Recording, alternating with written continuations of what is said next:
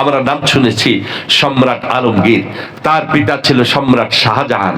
সম্রাট আলমগীরের ছেলেটি যখন হাফেজে কোরআন হলো, এইরকম একটা দ্বীনি প্রতিষ্ঠানে তার মাথায় দাস্তারে ফজিলত উস্তাদরা পাগড়ি পরাই দিল। আমার বন্ধুগণ, সম্রাট আলমগীর দিনদার ব্যক্তি ছিলেন, তার নামেই ফতোয়ায়ে আলমগীরি, একটা ফতোয়ার কিতাব।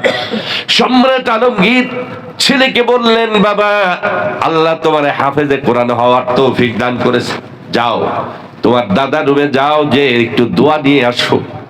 ছেলেটি दादा रूबे गए सलाम दिए बोलছে, दादा अल्लाह ताला ने मुझे हाफिज कुरान बनने के लिए तौफीक अता फरमाया, मेरे लिए दुआ कीजिए ताकि अल्लाह ताला मुझे हक्कानी आलिम होने के लिए तौफीक अता फरमाए।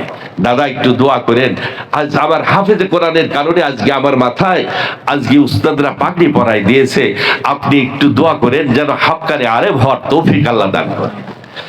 এতটুকু কথা শোনার সাথে সাথে দাদার চোখ দিয়ে অঝরে পানি ঝরতেছে, কান্নায় ভেঙে পড়েছে, কোনোই কথা বলতে পারে না, শুধু কান্না করতেছে, কান্না করতেছে। ছেলেটি বুঝতে পারে নাই কেন কাঁদতেছে। মুহূর্তের মধ্যে কান্না অবস্থা দেখে অনেক চেষ্টা করলো, কোনো মতেই কথা বলে না, দাদা কিছু কথা বলে না। চেষ্টা ব্যর্থ হয়ে বাবার কাছে চলে আসলো, এসে বলছে, আব্বা जान, मैंने तो आपके हुक्म के मुताबिक मेरे दादा के रूम में मैंने गया और दुआ की दरखास्त की, लेकिन मेरे दादा तो रोता रहा, अब तक भी रोता रहा। दादार কাছে দোয়ার দরখাস্ত করলাম, দাদা তো অঝরে কাঁদতেছে কাঁদতেছে, বুঝলাম না। সম্রাট আলমগীরের বুঝে আসে নাই।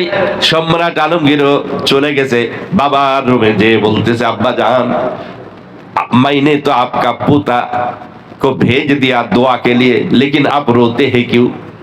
আপনার পোতা ছেলেরে পাঠালাম, আল্লাহ তাআলা তার হাফেজে কোরআন হওয়ার সুযোগ করে দিয়েছে, আপনি কেন কাঁদতেছেন? কথাটি শোনার সাথে সাথে কেন কাঁদতেছেন?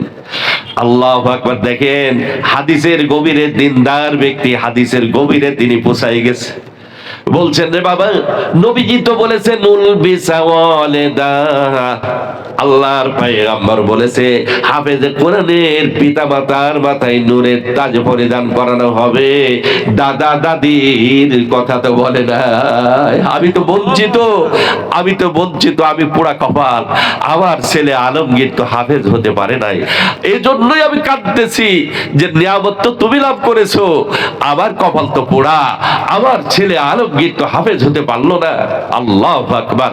সঙ্গে সঙ্গে আলমগীর, সম্রাট আলমগীর রাষ্ট্র পরিচালনা করাকালীন টাইমে বাবার হাতটা ধরে বলছে, আব্বা जान, मेरे लिए दुआ कीजिए, मैं आज ही दिन से हिफ्ज करने के लिए मैंने कोशिश कर रहा हूँ, मेरे लिए दुआ कीजिए ताकि अल्लाह ताला हाफिज कुरान बनने के बाद दुनिया से अल्लाह ताला मुझे वफात दिए, वफात फरमाए, इससे पहले मुझे अल्लाह ताला कबूल ना फरमाए।